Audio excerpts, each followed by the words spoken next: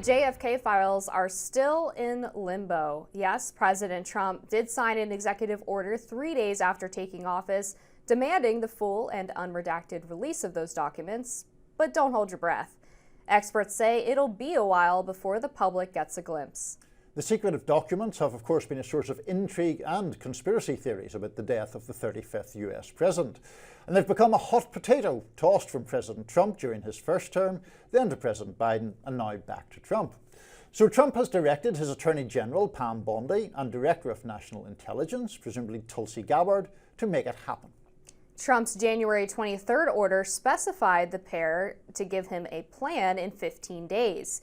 That deadline, though, has come and gone. So, will we actually get to see the JFK files? Well, here to weigh in is Jeff Morley, editor of the JFK Facts on Substack.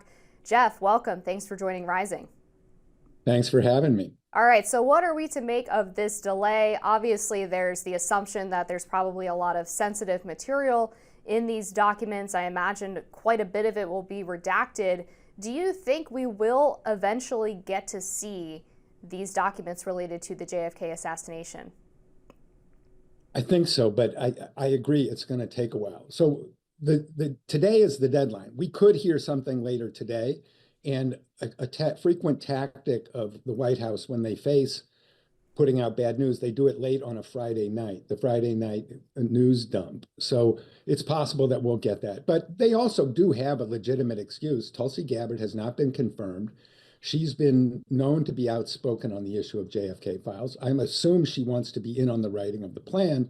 And so they could just push until they have a director of national intelligence. So we can also be sure that while that happens, the CIA is mounting a rear guard action to prevent disclosure of material that they don't want disclosed. And if anybody thinks that because Donald Trump wrote some words on a piece of paper, the CIA is going to change the behavior that they've exhibited over the last 62 years, that's not the way the CIA works. They are going to try and dodge and minimalize this. So I would assume that there's also some struggle going on behind the scenes. And Trump's advisors themselves may differ because they do face some hard issues in declassifying very sensitive CIA operations. I think that's a great point, Jeff, because every time this topic comes up, there's this suggestion that we're finally going to, find out the truth. And of course, the mere disclosure of documents doesn't necessarily do that, especially if they're very heavily redacted. But in terms of, for people who don't, follow every single aspect of this since 1963, what kind of things might we be looking for if we're being kind of optimistic about the level of disclosure? What are the kind of specific issues regarding the Kennedy assassination that we'd be looking at? If you want to understand what we're going to learn, you need to understand what we've learned in recent years. A lot of JFK material was released under Presidents Trump and Biden, and a lot of material was released before that. And that material has really transformed and deepened our understanding of events leading to the president's assassination. The story that has emerged in the last 10 years is that the alleged lone nut assassin, Lee Harvey Oswald, was actually very carefully monitored by senior CIA officials for 4 years before Kennedy's assassination. On November 21st, 1963, CIA counterintelligence chief James Angleton had a 180-page dossier on Oswald on his desk. So anything associated with James Angleton that comes out is going to be of interest to people who are interested in the JFK assassination. And more broadly, the CIA's surveillance of Lee Harvey Oswald before the assassination. This is the story that the CIA has been sitting on, and they're probably going to try and keep it from becoming public. Yeah, I expect so. Do you think anything about the CIA's behavior will change even in iota with John Ratcliffe now at the helm of that agency? He's been a little bit more friendly, I think, to disclosure, but still has a long history of being within the intelligence community. So what do you think his role in all of this will be? Well, I think that, John Ratcliffe and Marco Rubio and Pam Biondi may have a very different perception of what to do with JFK files than Kash Patel and Tulsi Gabbard. And Trump's going to have to sort this out because these are super sensitive documents. The CIA did persuade Mike Pompeo last time that he should not release them. And Pompeo convinced Trump. If you read President Trump's order carefully, it does give Ratcliffe final authority over any plan that is issued. So they could get together, Pam Biondi and Tulsi Gabbard could write a plan, and Ratcliffe could overrule it. So that's the kind of thing that's probably going on and will account for, if we don't see a plan soon, that's because they're wrestling with these issues.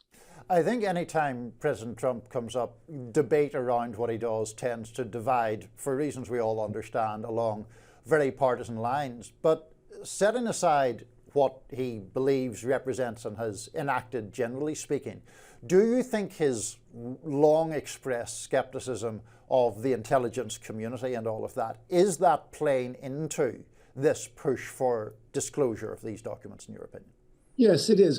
Trump realized that this was a good issue for him. When RFK endorsed him back at that rally in August, and Trump said, "And I'm going to release all the JFK files," he gets a great applause line, like the biggest applause line of the rally. And Trump notices stuff like that. That's why he went on Joe Rogan and repeated his promise to release. So he sees good politics in all of this. And he also says that he's going to release files related to RFK and MLK Jr. as well. I know you're sort of our resident JFK expert, but it would be great if you could maybe speak to this broader attempt at declassification. Will those other two sets of documents, you think, run into a lot of the same issues? Yeah, but the RFK and MLK are a little different in that those collections are scattered. There's questions about Martin Luther King's personal life that are raised by wiretap tapes. That's going to be a more difficult job, just to pull those records together to identify them. So appropriately, they've given themselves more time. The JFK files, on the other hand, those are located easily in Washington. They could put their hands on those within 24 hours if they want to. So RFK and MLK is going to take a longer time. And just finally, Jeff, briefly, it doesn't seem like you think there's real cause for massive excitement about this deadline. You suspect that what we will find out may be fairly tightly circumscribed. Yeah, if they release something, it will reflect that the CIA still controls the process.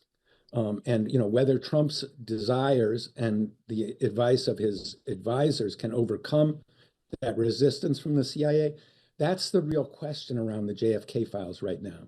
Well, thank you so much, Jeff, for joining us on Rising. We appreciate it. And coming up, we'll tell you who is hosting the White House Correspondents' Dinner this year. Stay tuned.